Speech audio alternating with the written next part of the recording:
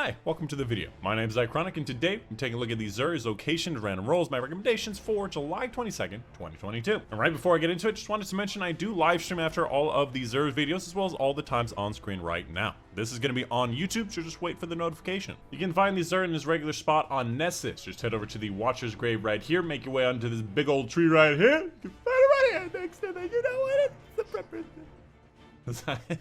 Fancy way of saying precipice. This is a high overview in case this is all you cared about, and there are a few weapons here that I am excited to take a look at. First up for the exotic today, we have the Queenbreaker. Now, the Queenbreaker, in my opinion, doesn't really have any specific uses. Frankly, there are better linears, including special ammo linears you can use for PvP, and when it comes to DPS, the Sleeper does it better, as well as a lot of other legendary versions that also do it better. I just don't know when this particular item is going to be that useful. And furthermore, snipers are often better in PvP because they fire without a charge time, so I just don't know when the Queenbreaker really makes a difference. After that, a hunter exotic known as Knucklehead Radar, an exotic that came out with the base game that gives you a radar while aiming down sights, just like how Ace of Spades does, but with any weapon, and enhances your radar while crouched, which gives it a smaller sliver. The problem is that this doesn't make a huge difference. It is convenient, but obviously you can get around it with so many other better exotic. I believe this does improve your inner accuracy, but I do forget. As far as the stats go, total of 61 is a little below average. For the hunter, I'd like to see a lot more mobility and recovery, and it doesn't really have that, so not a great role for not really a great exotic.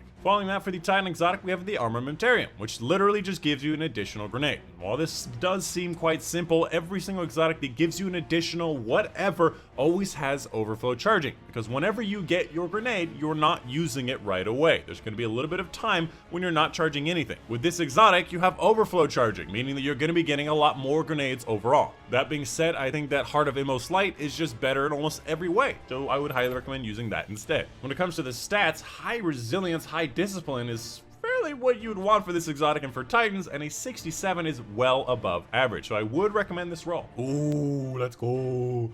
Following that, for the Warlike exotic, we have the Starfire Protocol. Now, this particular roll isn't amazing, but Starfire Protocol is incredibly amazing. If you have not seen this, you probably haven't been playing this season. Essentially, fusion grenades have an additional charge, so overflow charging, and recharge from a powered weapon damage. So if you're in Empowering Rift and you shoot an enemy with your weapon, you get around a fourth of your grenade back. And fusion grenade kills give you rift energy. Any kill with fusion grenade gives you your full rift back. Now here's the special part about it. Firstly, there's that special aspect that gives you double explosions on your fusion grenades, making them a lot better. Secondly, you can put something like Wither Horde or Anarchy on a target and essentially just throw infinite fusion grenades at the target, which is obviously an insanely high amount of damage, higher than most DPS combinations. And all you need is an empowering rift at your feet. And oftentimes you're going to be getting kills, meaning that you have infinite empowering rifts, infinite fusion grenades. This exotic is probably my favorite exotic for this season. Unfortunately, the roll of 60 is pretty below average, although it has a very high spiky distribution in resilience, discipline, and strength,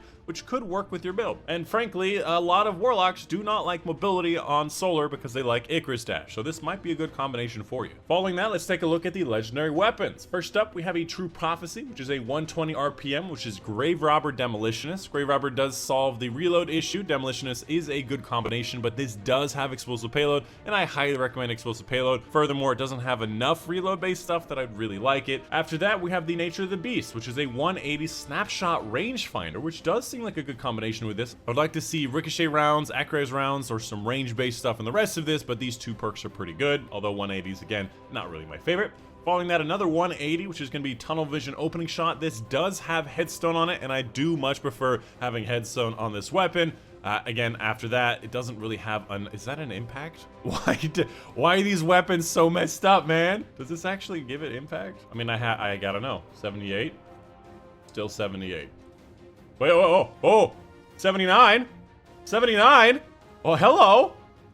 Is this actually increasing the actual damage of the weapon? I'm looking at another 180 hand cannon. I see the impact is in fact 78. So this having a 79 actually does set it apart as the only 180 hand cannon with more impact. I don't know if that makes a difference, but That's weird. After that, we have the Far Future Sniper, which cannot have snapshot sights and often is overlooked because snapshot is fairly important for snipers. Otherwise, this seems more like a PvE kind of perk combination. Following that, Sojourner's Tale, which is a pinpoint slug frame with rapid hits surrounded, definitely seems more like a PvE role. And it does have Assault Mag on it and Reload Masterwork, so not a bad combination. Following that, the Falling Guillotine, Tireless Surrounded. This does have Relentless Whirlwind and I believe Relentless Whirlpool, which are going to be better. And finally, Swarm of the Raven, 150 grenade launchers. Even though it has auto-loading, 150s are worse in almost every way. After that, for the legendary armors for the Titan, we have High Resilience, High Strength, which is okay, 58. Here with Intellect, Resilience, not that amazing. 67 with Resilience, Discipline, would highly recommend you pick that up. And a 62 Resilience, Intellect. So I recommend picking that one up just for your combination. Following that, for the exotic weapons, first up we have the Hawkmoon with Opening Shot. Opening Shot is a decent perk to have on us, although I still do like having Rangefinder and of course a recoil direction stuff, which it does have Arrowhead Break. So this is a perk roll that I would recommend, but I do think that Rangefinder is going to be a bit better. After that, for the DMT, 4 times the Charm, a bit more of a PvE side of perks, although it's more of a PvP weapon. If I'm remembering correctly, I believe it's Moving Target or Vorpal you'd like in here, and the rest is up to you. Recoil direction is nice, but it's mostly a blind fire weapon. And of course, pretty much every exotic you've ever received on the ground, in the season pass, or here will give you an exotic you've never received before, and it comes with a high stat roll. So this is, oh damn, it's a 68 stat roll. It comes with a very high stat roll. I don't know what, it's just very satisfying to just blow up all the sparrows. Pick up your sparrows, people. And of course, a big thank you to my patrons on Patreon. Specifically, a big thank you to Mom and Dad, Postalones, Unbox World, Monty C. Buckland, June Panther, Casey Reagan, for the support on Patreon. And that's it. Hope you guys did enjoy. My name's Dychronic, and I will see you guys on the next one.